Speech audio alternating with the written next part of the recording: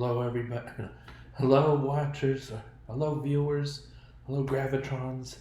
I'm More Gravity. Let's play chess. I finished this game very recently. I won this game about 2 or 3 minutes ago, and I'm really glad to be able to share it with you now.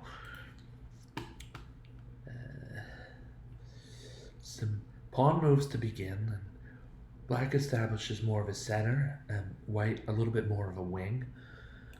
There's an exchange on c6 here. Bishop takes c6, b takes c6. It might be slightly better for Black to have White's long range piece off the board, winning the so-called minor exchange. Um, but yeah, the pawns on the c file are doubled, and they're all not that bad in terms of doubled pawns. Looking how they're look to how they are helping to control the center, along with a couple other pawns. There's just this massive clump of 4 pawns and a bishop right here in the center, and in these two cases here and here, the sweet center. So we're going to look for Black to try to emphasize mobility. Now, pawn to f4.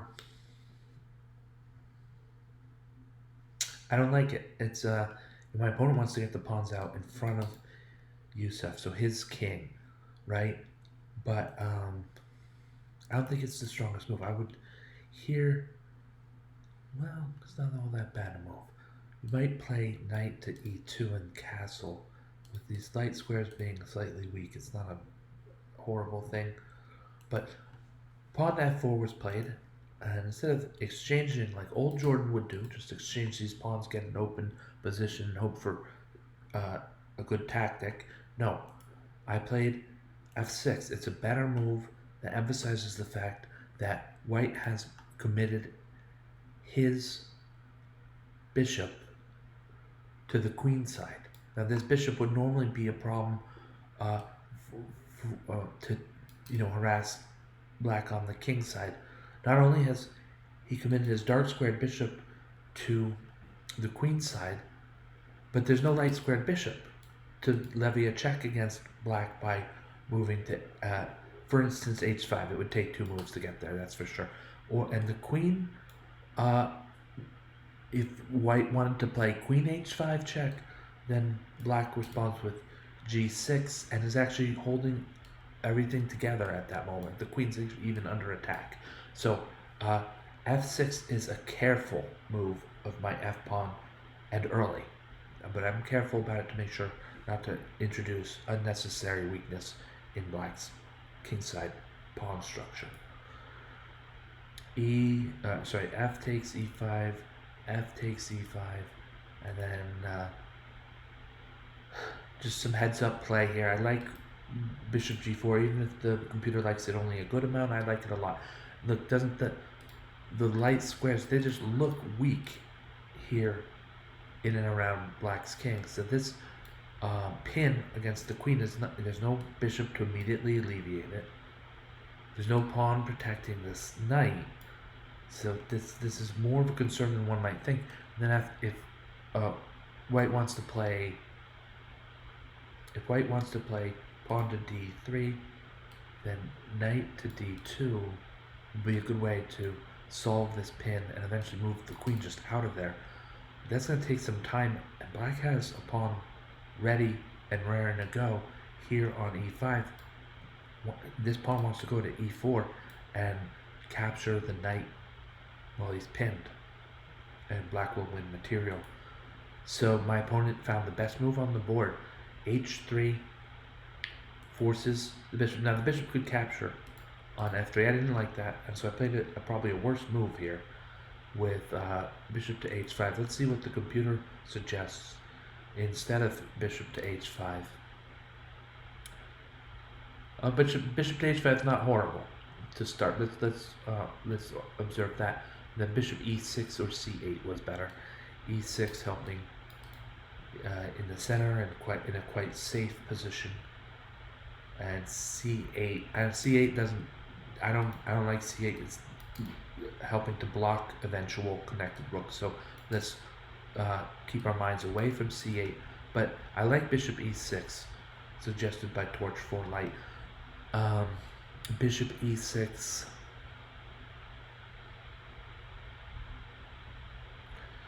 It's safe. The bishop is really safe there, and he's still active on the chessboard. So I agree with that correction by Torch 4. Now, I played bishop h5, which shows that I'm really committed to this pin, and my opponent, of course, disrupted that. At the risk, maybe slightly, of pawns that are quite advanced, we're not sure if white is going to castle kingside, queenside, or stay in the center, so it's not that big of a deal. I was discussing this in this most recent video. These types of advanced pawns are not all that bad when the king hasn't castled yet. When he's castled yet, even then they're double-edged, but not the main thing to do. Anyway, bishop g6. There's something to be said for bishop f7, but I thought, hey, the d5 pawn is guarded well enough already, and on g6 the bishop has grand scope. Knight takes f5.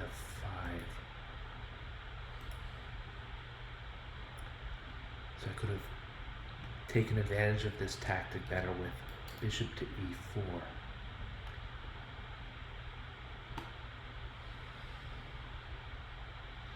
Regardless, black plays an attacking move here.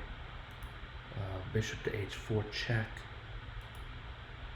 And after king to f1, I think we pick up material with queen to f6 check. Two pieces attacking the knight at e5. One bishop in support, one piece in support. So we'll claim two. We'll claim some material here. The bishop, or the knight can double back and help block this attack, but we're going to capture the bishop to finish that wrap. So white is down to the tune of 2 pawns, and black's pieces are just way more active. Fact is,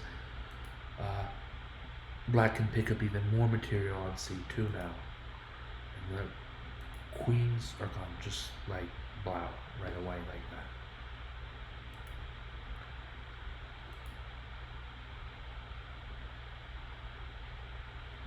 How many knights left?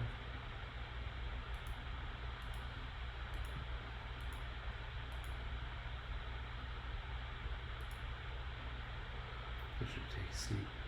Black is pursuing reduction of material,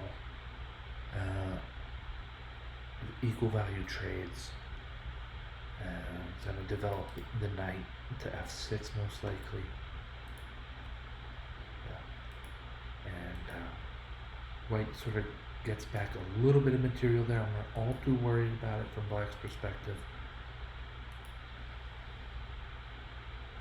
a4. And then after the capture on a5,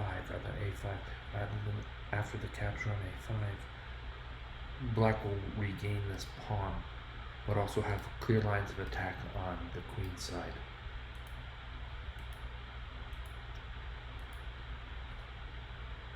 Knight d7's a nice finesse move. Any other move is going to lose my rook on f8. Rather than trade material, my opponent ducks away. It's smart. That's a good move. And I think black will still get enough of what he wants on the A file here.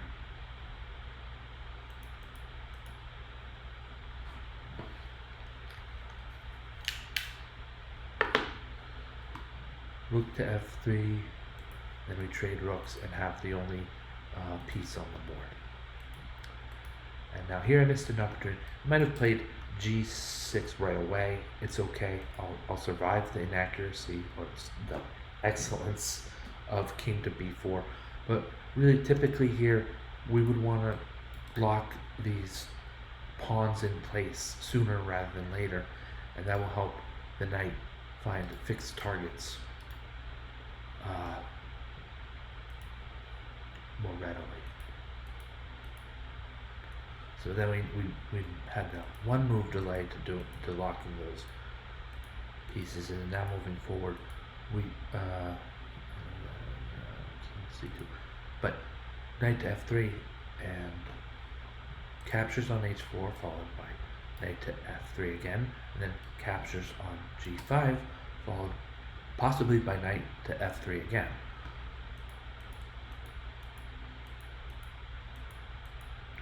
And everything liquidates. We've discussed this structure with pawns on g6 and h5. If a king gets in here, he can hold them down, but that's about it.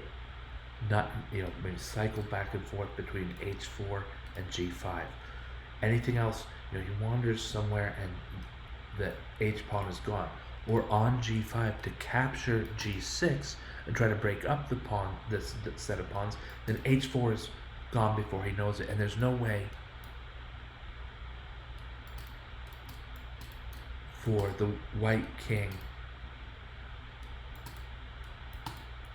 to catch up. He won't make it to g2. This will be a queen, and the g2 square will be part of her grand scope.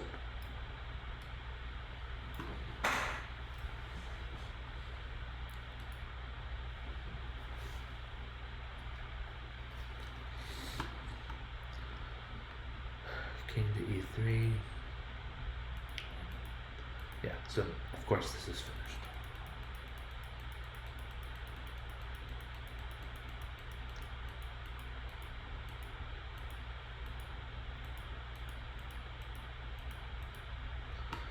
All right. Great game to my opponent, Youssef. So great game, Youssef. I think we both played strong chess, and neither of us have anything to hang our heads about.